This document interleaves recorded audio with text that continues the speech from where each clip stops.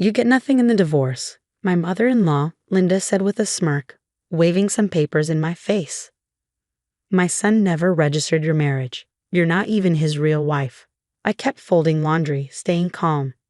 Thanks for letting me know, Linda, I said, smoothing out David's dress shirt.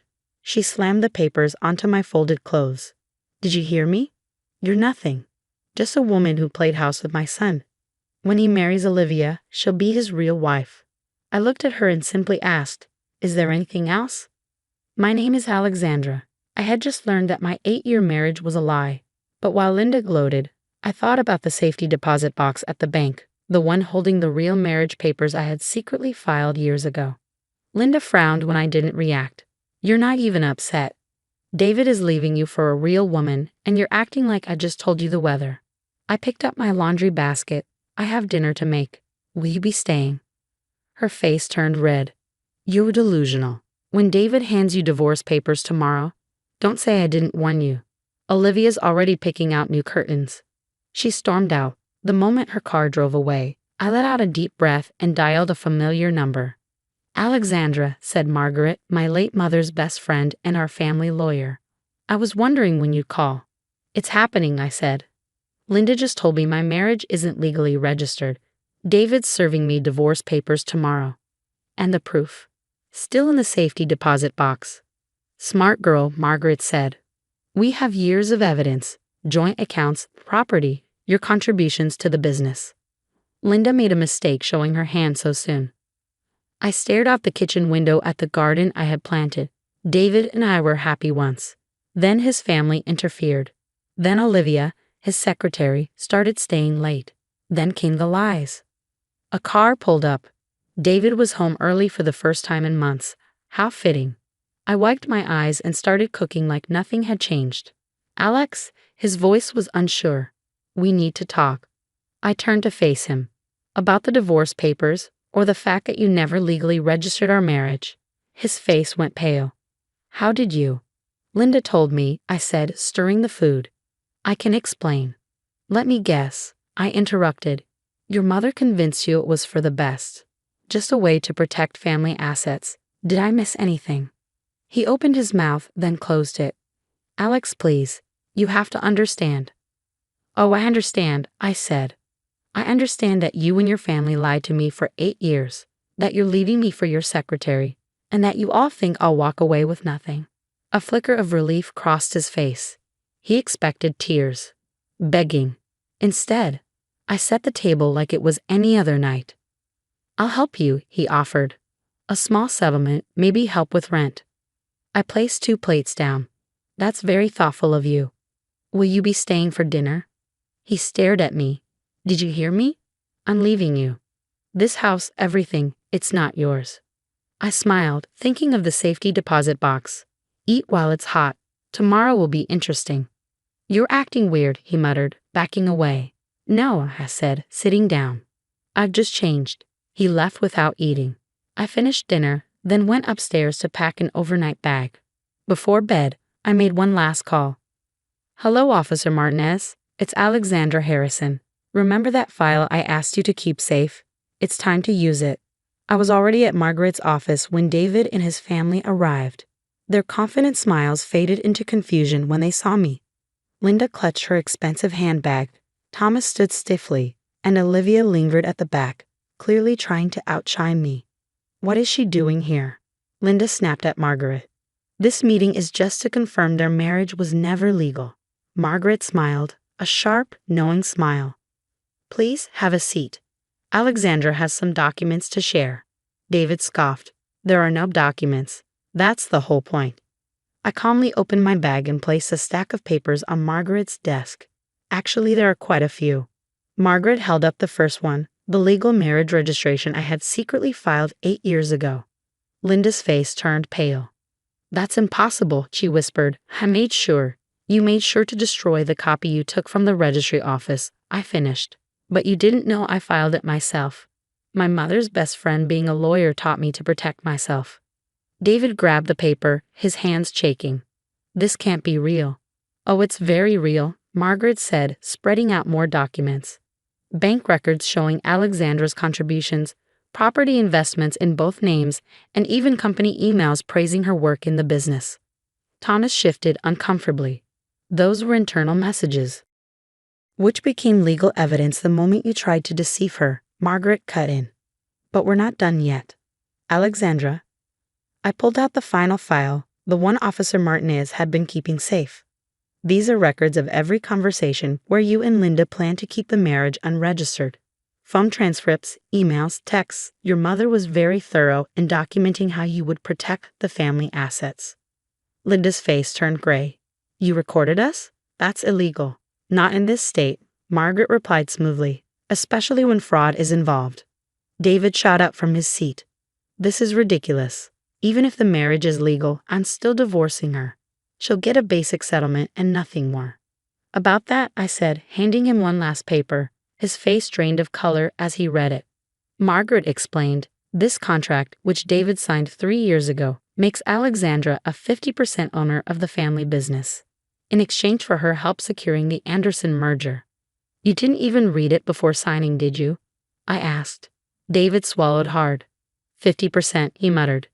Thomas snatched the paper. You fool, he hissed. Olivia, finally speaking up, looked at David in shock.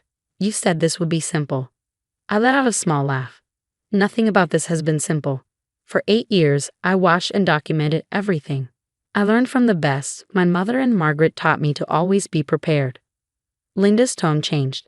We can make a deal. Name your price.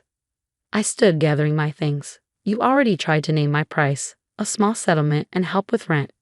But I don't think you can afford me now. David's voice was hollow. What do you want? Everything I'm legally entitled to.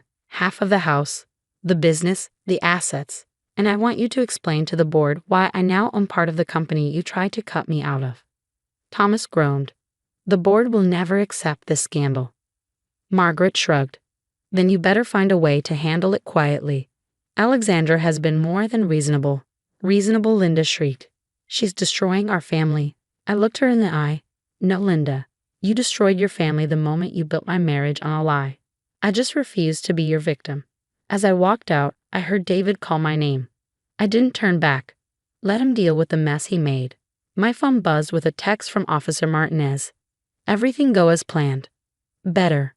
I replied. Turns out being underestimated has its advantages. 3 months after the meeting in Margaret's office, I sat in my new corner office overlooking the city. The Harrison family business had undergone significant changes, most notably my promotion to co-CEO. The board, initially shocked by the revelations, had quickly recognized that my connections and business acumen were assets they couldn't afford to lose. David had moved out of our house, taking Olivia with him. Last I heard, they were living in a modest apartment across town. Quite a step down from the lifestyle he promised her.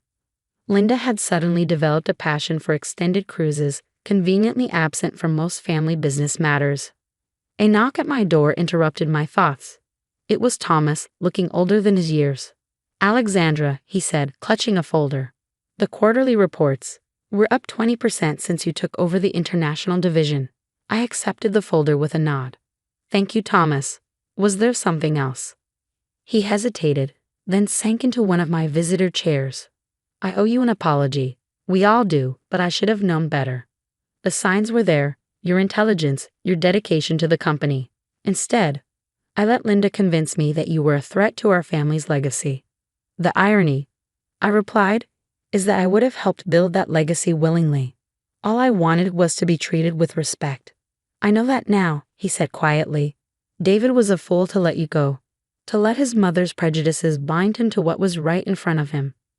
I thought about the years I'd spent trying to prove myself worthy of the Harrison name, never realizing that I was already worth more than their schemes and manipulation. How is he? I asked, more out of courtesy than concern. Struggling, Thomas admitted. Olivia left last week. Apparently, the reality of dating a man who lives off his reduced trust fund wasn't as appealing as the fantasy of being a CEO's wife. I couldn't help but smile at the irony. And Linda, still finding herself on various cruise ships, though I suspect she's mostly hiding from the society gossip. Your success hasn't gone unnoticed. I picked up a magazine from my desk. My face was on the cover, under the headline Harrison Industries' New Leadership. A story of resilience and innovation. Success is the best revenge, I said, quoting my mother's favorite phrase. Thomas stood to leave, then paused. Your mother would be proud of you, Alexandra. She raised a daughter who couldn't be broken. After you left, I walked to the window, watching the city buzz below. My phone lit up with a message from Margaret. Dinner tonight? We should celebrate your latest acquisition. I smiled, thinking of the small technology firm I'd just purchased, one that David had been trying to acquire for years. Definitely, I replied. I have some news to share. The news in question sat in an envelope on my desk, an offer to buy out the Harrison family's remaining shares in the company. Thomas would stay on as an advisor, but the rest, including David's trust fund shares, would be transferred to my ownership. I learned something valuable through all of this. Sometimes people's worst intentions can lead to your best opportunities. David and his family had tried to ensure I would end up with nothing, but their deception had pushed me to document everything, to protect myself in ways that ultimately gave me more than I'd ever imagined. Later that evening, over dinner with Margaret, I finally allowed myself to reflect on the journey. Do you think I was too harsh? I asked, taking everything they tried to deny me. Margaret set down her wine glass. You took what you earned, Alexandra. Every share, every position, every bit of respect. You earned it all. They're the ones who tried to take everything from you. She was right, of course. I thought about the young woman I'd been 8 years ago, so eager to please, so willing to prove herself worthy of the Harrison name. That woman was gone, replaced by someone stronger. Someone who understood that worth isn't given by others, it's claimed by yourself. My phone buzzed with another message, this time from Linda. We need to talk. About the buyout offer. I turned off my phone without replying. She'd learned soon enough that the tables had turned permanently. The woman they tried to erase had become the one person they couldn't ignore. To new beginnings, Margaret raised her glass.